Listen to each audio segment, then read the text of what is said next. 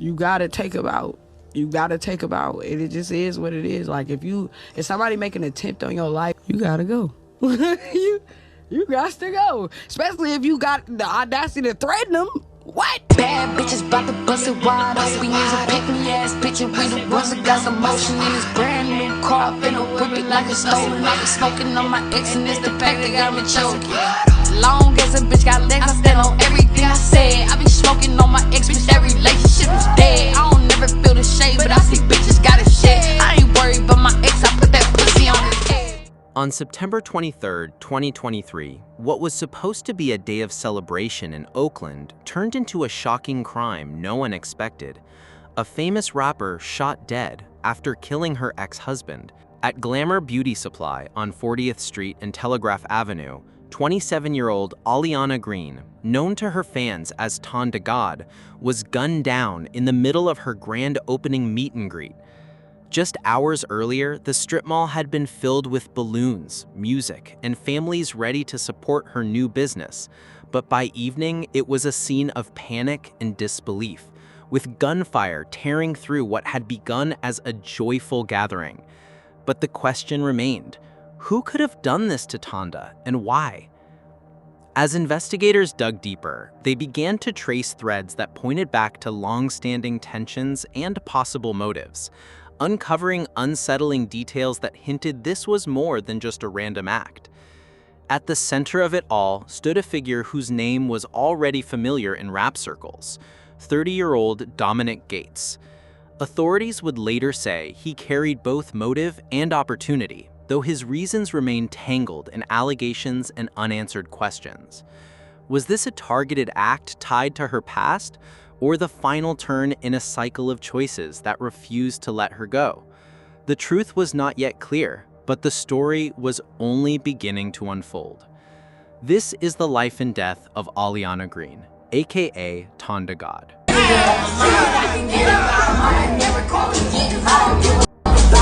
Tell them hold on, man, you gotta stay strong. I promise it won't take me long, cause I'm on a mission. Most of my family won't get it, I feel like me and Bodo.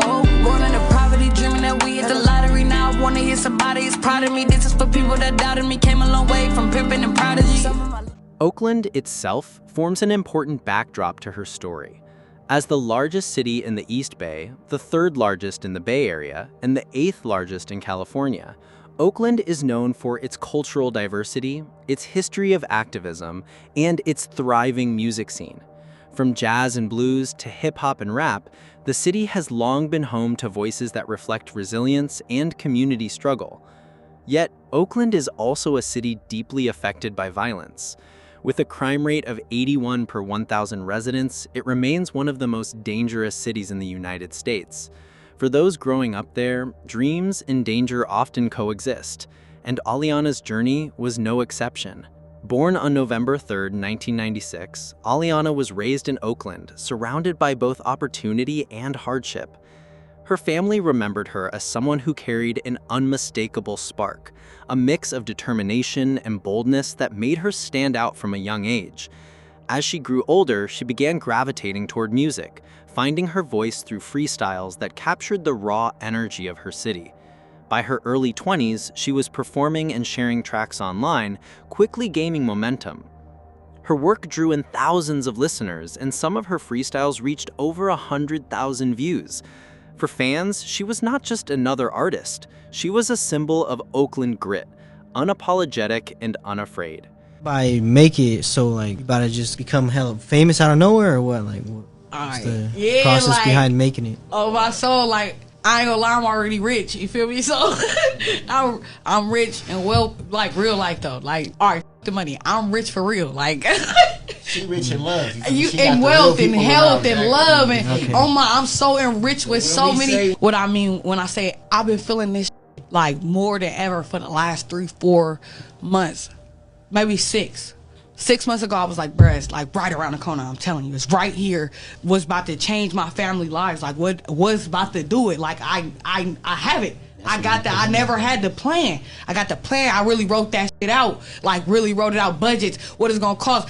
From this day on, we about to watch how on NorCal's birthday that my whole life about to change. You know what I'm saying? On NorCal's But behind the rising star was a story that carried a darker weight. At the age of 17, Aliana entered a relationship with a young man named Lamar. What started as youthful romance soon became turbulent and abusive. Over time, Lamar's behavior reportedly grew increasingly violent, with threats directed not only at Aliana but also at her family. The relationship, marked by escalating tension, left her cornered between fear and survival. One night, after years of mounting abuse and threats that left her cornered, the cycle of violence reached its breaking point. Fear consumed her, and in that moment, she made a choice that would change everything. In the middle of a heated argument, believing her life to be in immediate danger, Aliana pulled the trigger. Lamar was killed, and she was arrested. She later pleaded non-contest, with the court recognizing the years of abuse she had endured and granting her release after a short sentence with credit for time served. Legally, her case was closed, but for Lamar's loved ones, the wound never healed. The tragedy was not forgotten, and for Aliana, the decision she made that night would follow her forever, shaping the way people saw her, the music she later created, and the whispers that resurfaced whenever her name was mentioned. What came next pushed her story further into controversy, dividing opinion and fueling debates that would only intensify over time. Rather than retreat from the spotlight, Aliana addressed the incident openly. On social media, she posted messages that many interpreted as unapologetic, framing the killing as an act of defense and empowerment. In her words, she argued that women in abusive situations often had no choice, and that she did what she felt was necessary to survive. You gotta take about. It just is what it is. Like if somebody make an attempt on your life, you gotta go. you got to go. Especially if you got the audacity to threaten them. What? For some, her stance was a bold declaration against domestic abuse. For others, it was a sign of insensitivity and defiance. Lame ass nigga got mad cause I wouldn't let him hit, nigga. This ain't the lotto. Always send a dog ass nigga back home to his owner on the leash right after I borrow. Man, if wanna trick this first class hit, I bring it to a bitch front door. Man, why these playing sweet? They don't want no beat, clear it out. She ain't want no smoke. Her music reflected this tension between survival and defiance. In 2023, she released a project called Ex-Woodpack. It was a concept album where she used Lamar's death as part of her storytelling.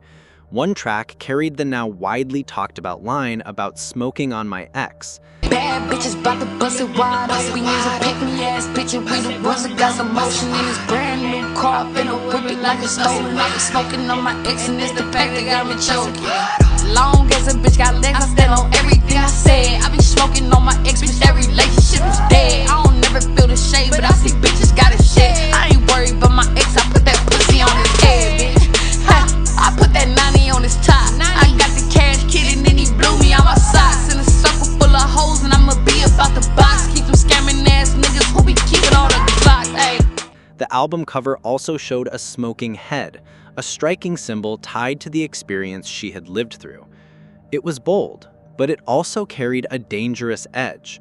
Her art blurred the lines between fact and fiction, leaving people to wonder how much of her past she had really put into her music.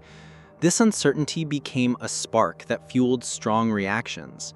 Some admired her fearlessness, seeing her music as a raw reflection of survival. Others, however, saw it as disrespect, a dangerous game in a culture where words against the dead can trigger real consequences. The album went viral, amplifying both sides of the debate and pulling even more eyes onto her. Bloggers and commentators quickly seized on the connection between her lyrics and Lamar's death, turning the album into controversy. Family members, however, pushed back against this portrayal. They clarified that Ex-Woodpack was a concept project, not a confession or an explanation for her death. To them, misinformation had distorted her legacy, turning art into scandal and distracting from the real person behind the stage name. Still, the tension around her image only grew. Supporters hailed her as fearless, while critics painted her as reckless, someone who might have been playing with fire. And although her family repeatedly emphasized that her death was not connected to the project, the shadow of that narrative was difficult to erase, a shadow that loomed larger as her story neared its tragic turning point. As the months went by, she tried to focus on the future. By 2024, Aliana was expanding her horizons. Alongside her music, she launched Glamour Beauty Supply and promoted its grand opening as both a business milestone and a chance to meet her supporters. For her, it was a moment of growth, stepping into entrepreneurship and building a foundation beyond rap. Yet, even as she embraced these new beginnings, the past lingered close behind. Her story carried contradictions. She was at once a survivor, an artist, a provocateur, and also a target. As these different sides of her life continued to pull against one another, the tensions seemed to mount, setting the stage for when everything would finally come crashing down. On September 23, 2023, what should have been a joyful milestone for Aliana instead turned into tragedy. That afternoon, Glamour Beauty Supply opened its doors for the first time, with balloons, laughter, and music filling the strip mall on 40th Street and Telegraph Avenue. Families came out with children in tow, friends hugged, and supporters lined up to greet her. Aliana, glowing with excitement, greeted fans and even posted clips on Instagram to capture the moment. For a brief time, the grand opening felt like the start of something new, a turning point where her hard work and ambition were finally paying off. But as the energy reached its peak, an unseen tension lingered beneath the surface, foreshadowing the chaos that was about to shatter the celebration. The party didn't last. Gunfire suddenly tore through the event, shattering the sense of safety and sending crowds scrambling for cover. Witnesses described panic as people ran into nearby shops, cars peeled out of the lot, and chaos took over. Throughout the chaos, there was one person who received fatal gunshot wounds, however, and that person was Aliana. It didn't take long for the paramedics to arrive at the scene, and as they arrived, they found multiple victims, and one of them was Aliana. They tried their best in saving Aliana. She was brought to the hospital to receive the proper treatment for the severity of the wounds she got from the gunshots. But within hours, Oakland police confirmed what many had feared. Aliana was one of 2 victims struck by the gunfire. While another person survived their injuries, she was pronounced dead at the hospital. Meanwhile, back at the crime scene, the police had already started with the investigation. But before they could even get a hold of the person responsible for everything, the shooter escaped, leaving behind a shaking community and police searching for answers. Police moved quickly after the shooting, but answers didn't come easily.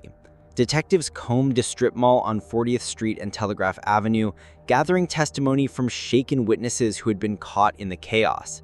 Some described hearing a sudden eruption of gunfire before crowds scattered in every direction. Others recalled seeing a man in a hoodie slipping into the streets as panic spread. The randomness of the scene left investigators unsettled. Was this truly a targeted killing, or had Aliana simply become the victim of senseless violence at the worst possible moment? An East Bay rapper killed over the weekend, and her friends say she was shot while attending an event at a beauty shop in Oakland. New at 6, KTVU's Crystal Bailey joins us now with more details on her life and what led up to that. Crystal? Well, the victim is known as Tonda God, a rapper with more than 20,000 followers on Instagram and a bright future ahead of her. According to the people who knew her, they say the young entrepreneur and music artist was passionate about her music, and they never saw this coming. A woman dead in broad daylight. Yeah, everybody ducked and hide behind the cars and stuff. It was supposed to be a celebration. Glamour Beauty Supply on Telegraph in Oakland was hosting a grand opening on Saturday. The historic beauty shop closed back in May but was under new ownership. Friends identified the woman as Aliana Green, known as Oakland rapper Tonda God. The new owner of the shop, who declined an interview, says he invited the well-known Oakland rapper to the event because she was a supporter of Black-owned businesses. This is video from her Instagram. She was promoting the grand opening and having a meet and greet with fans. She was performing there, and this guy with the hoodie just walks in through that gate and just started. And I hear some shots, right? So the I thought was just part of the music, the performance, and then I heard 3 really loud. Vincent, who works the donut shop next door, says people came into his shop for cover from the fire. Police are tight-lipped about what led to the shooting, but friends of the rapper, who were too scared to speak on camera, tell us they think she was targeted, and witnesses agree. He was targeting her only, because I saw it. He wasn't at like everybody. He was just at her. I think the rapper was like screaming, I'm hit, and she was just laying on the ground until the medics came. Police say a second person was also but survived. A friend of the rapper, Ernest Holloway, who's seen here in this video with her, says she will be missed in the local music community. She was very passionate, like just very driven to be successful at what she did. Rapper Mr. Fab declined an interview but says she was like a little sister to him. He posted on Instagram he will always remember her as a hustling go-getter with a world of ambition, drive, and courage, and a heart big as Texas. He says he was planning to attend the same event, but says God had other plans. Meanwhile, the business owners in the strip mall are hoping violence does not hit so close to home again. I'm concerned about the safety of our customers. So if they don't feel safe, they won't come into the shop anymore, and that's kind of like bad for business as well. So, and this is a mom and pop shop. Now, Oakland police say they are investigating the circumstances around the shooting. They're asking anyone with information to call them. Alex? All right, we certainly hope people will do that. Crystal Bailey, live in the newsroom. Crystal, thank you. For Oakland, a city all too familiar with violence, yet never immune to heartbreak, the loss carried a different kind of weight. This was not just another crime statistic. This was the silencing of a young woman who had just opened her business, who had been chasing her dreams in music, and whose story resonated far beyond her neighborhood. The disconnect between the public figure and the private person became painfully clear in those moments of remembrance. But even as mourners gathered, new questions began to rise. Some wondered if the shooting had ties to Oakland's wider problem of street violence, where business owners and public figures can sometimes become targets. Others pointed to the challenges of being a rising rapper in a city where fame often draws both admiration and unwanted attention. And then came the whispers, speculation that her death might have been linked to the old case involving her ex-boyfriend, a theory her family firmly rejected as misleading. What made matters harder was the online noise. Theories and guesses spread quickly, often drowning out the truth. For her family, this was painful to witness, as they stressed that rumors would only cloud the search for justice and distract from remembering who Aliana really was. Still, the investigation pressed forward. Detectives sifted through tips, reviewed surveillance footage, and quietly began piecing together what had led to that violent evening. Each clue brought them closer to a clearer picture, narrowing down suspects and motives. And soon, one name would emerge, a name that would both sharpen the focus of the case and raise even deeper questions about why Aliana's life was cut short so brutally. When everything began to settle, investigators named the man they believed responsible for Aliana's death, 30-year-old Dominic Gates. Weeks after the shooting, police announced his arrest, charging him with murder. According to the Alameda County District Attorney, Gates would stand trial for his role in the killing. Authorities said his arrest was based on evidence connecting him directly to the shooting at Glamour Beauty Supply, though the full picture of his motive remained uncertain. What investigators did reveal was chilling. Gates now faces charges of murder along with related gun offenses, and prosecutors have suggested the attack may have been driven by personal animosity and ties to street conflicts in Oakland. While some believe it was retaliation linked to her past, others argue it reflected the city's broader cycle of violence, where rising figures are too often cut down. Still, no official motive has been confirmed, leaving her family and community grappling with speculation and grief. For Aliana's loved ones, the arrest of Gates brought some relief but also reopened painful wounds.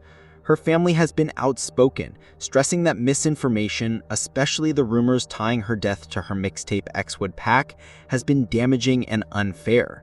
They've insisted that the project was art, not a confession, and that her murder was not connected to the controversy. To them, Aliana was far more than the headlines. She was a daughter, an aunt, a friend, and a determined artist who worked hard to make space for herself in a world that often underestimated her. Her funeral was a heartbreaking reflection of the impact she had. Friends, family, and fans gathered to honor her, with tributes pouring in both online and in person. Vigils were held outside her store, where candles and flowers created a memorial that grew day by day. Local artists and community leaders called her a hustler, an ambitious woman who inspired others by refusing to give up on her dreams. The pain of losing her was not just personal, it was communal.